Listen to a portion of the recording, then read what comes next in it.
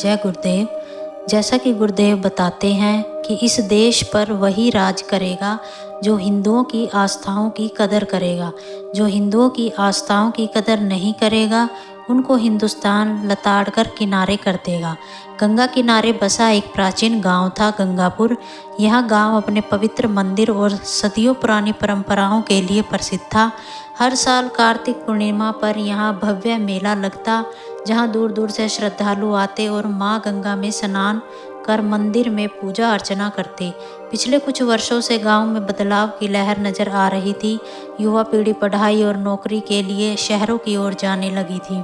आधुनिक विचारधारा और पश्चिमी प्रभाव से प्रभावित होकर कुछ लोग परंपराओं का मजाक बनाने लगते थे।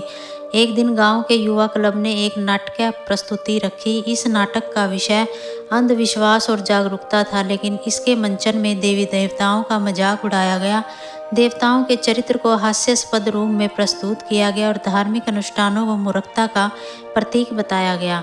नाटक खत्म होने के बाद लोगों में खलबली मच गई। बुजुर्गों की आंखों में आंसू थे और मंदिर के पुजारी पंडित हरिदास जी गहरे दुख में डूब गए। गांव के मुखिया ने युवाओं को समझाने की कोशिश की, लेकिन वे इसे अभिव्यक्ति की स्वतंत्रता का नाम देकर अपना पक्ष रख रहे थे।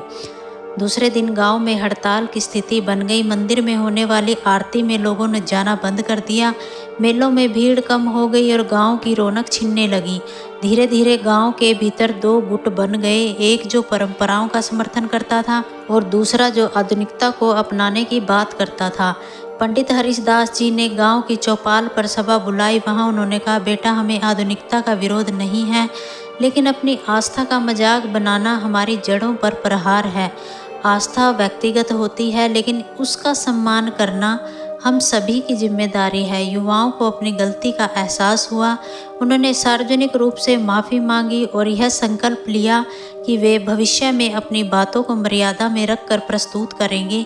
गांव में फिर से मेल मिलाप हुआ और परंपराओं का सम्मान बना रहा।